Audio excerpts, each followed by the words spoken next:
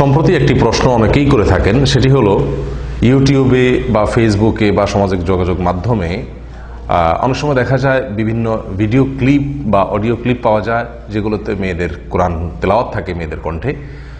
সেগুলো পুরুষদের জন্য শোনা জায়েজ আছে কিনা। অনেক সময় অনেককে দেখা যায় এই সমস্ত তেলাওয়াতগুলো, মেয়েদের বিভিন্ন তেলাওয়াতের ভিডিও ক্লিপ বা অডিও ক্লিপগুলো আমরা একে অন্যের মাঝে শেয়ার করে থাকি শোনার জন্য, এবং অনেক পুরুষরা সেটা শুনে থাকেন। তো কোরআন এবং সুন্নাহর দৃষ্টিতে মেয়েদের কণ্ঠের এই তেলাওয়াত পুরুষের জন্য শোনা জায়েজ আছে কি না, এটি হলো মূল প্রশ্ন।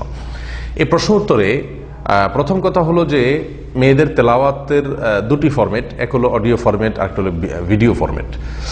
ভিডিও ফরম্যাটে মেয়েদের কণ্ঠে তেলাওয়াত পুরুষদের জন্য শোনা কোনো অবস্থাতেই জায়েজ নেই।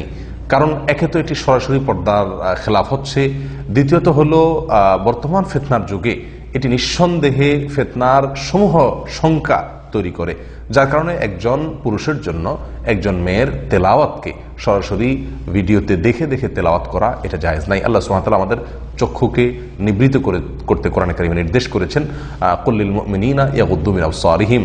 আল্লাহ তাআলা সুবহানাহু ওয়া তাআলা বলেছেন, মুমিনদেরকে বলে দিন হে রাসূল, যেন তারা তাদের দৃষ্টিকে অবনত করে, দৃষ্টিকে নামিয়ে রাখে, দৃষ্টিকে যেন হেফাজত করে, সংরক্ষণ করে পরনারীকে দেখার বিষয়। প্রিয় ভাই বোনেরা, অতএব মেয়েদের কণ্ঠের তেলাওয়াত যদি ভিডিও ফরম্যাটে হয় তাহলে সেটা কোনো অবস্থাতেই কোনো পুরুষের জন্য শোনা জায়েজ নাই। মনে রাখতে হবে, শরীয়ত মেয়েদের কণ্ঠের বিষয়ে আমাদেরকে সচেতন এবং সাবধান হতে বলেছে।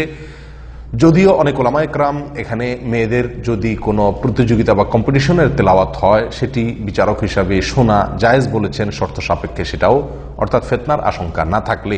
এছাড়া সাধারণ অবস্থাতে মেয়েদের জন্য পুরুষদের জন্য মেয়েদের কণ্ঠ শোনা সাধারণ অবস্থাতে নিষেধ নয়, বরং প্রয়োজনের খাতিরে মেয়েদের কণ্ঠ পুরুষরা শুনতে পারেন, প্রয়োজনের খাতিরে, এবং সেটাও শর্ত সাপেক্ষে, যদি ফিতনার কোনো আশঙ্কা না থাকে, যদি সে কণ্ঠ শুনে তার ভিতরে কামভাব জাগ্রত না হয়, তাহলে সেক্ষেত্রে শুধুমাত্র শোনা জায়েজ আছে।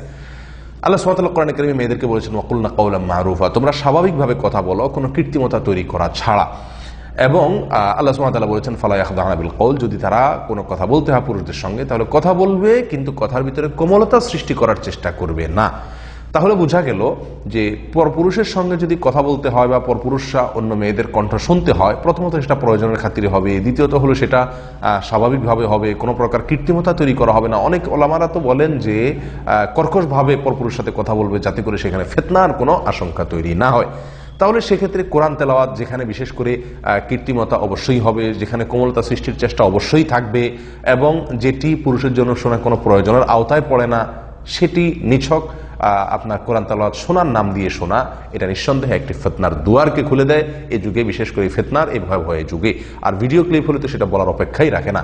মুসলিমের হাদিসে আসছে নবী সাল্লাল্লাহু আলাইহি ওয়াসাল্লাম থেকে যে ইমাম মুক্তাদির সঙ্গে যখন সালাত আদায় করছেন, ইমাম পড়াচ্ছেন ইমামতি করে, তখন তার যদি কোনো ভুল হয়, পিছনে পুরুষ মুসল্লিরা সুবহানাল্লাহ বলবে উচ্চ স্বরে ইমামকে সাবধান করার জন্য।